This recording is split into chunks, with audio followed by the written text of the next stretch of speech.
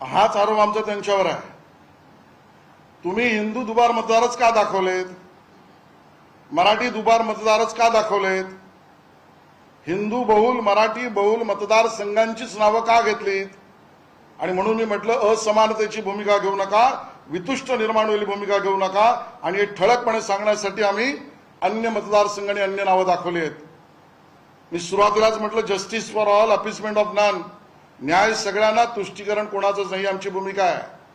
आणि त्यामुळे धार्मिक विद्वेष आम्ही निर्माण करत नाहीत, पण धर्माच्या नावावर मतदारसंघातल्या मांडणी करणं, मतदारांची मांडणी करणं हे पाप राज ठाकरेजी आणि उद्धव ठाकरेजींनी केलेलं आहे. हे आम्ही उघड करतो.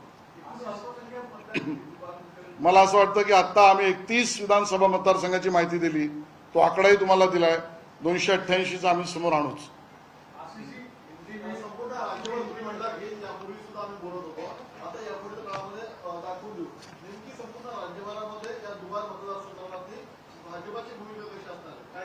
मी स्पष्ट म्हटलं, निवडणूक आयोगाने यादी शुद्ध करणं हे त्यांचं काम आहे. आम्ही त्यांच्याकडे ती मागणी करतो. या आधीही केली आहे, यापूर्वीही केलंय, न्यायालयापर्यंत जाऊन केलंय, यापुढेही करू. पण प्रचलित पद्धतीने सर्वोच्च न्यायालयाच्या आदेशाप्रमाणे निवडणुकीत सहभागी होऊ.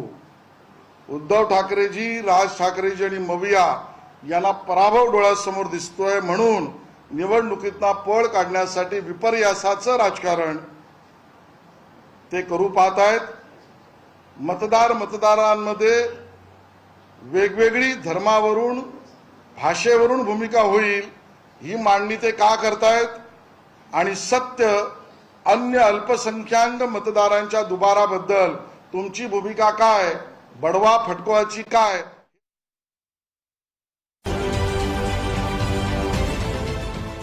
देश विदेशातील प्रत्येक घडामोडींचे लाईव्ह अपडेट मिळवण्यासाठी आता साम टीव्हीच्या सर्व सोशल मीडिया प्लॅटफॉर्मला लाईक, फॉलो आणि सबस्क्राईब करा. तसंच सर्व नोटिफिकेशनसाठी बेल आयकॉन प्रेस करायला विसरू नका.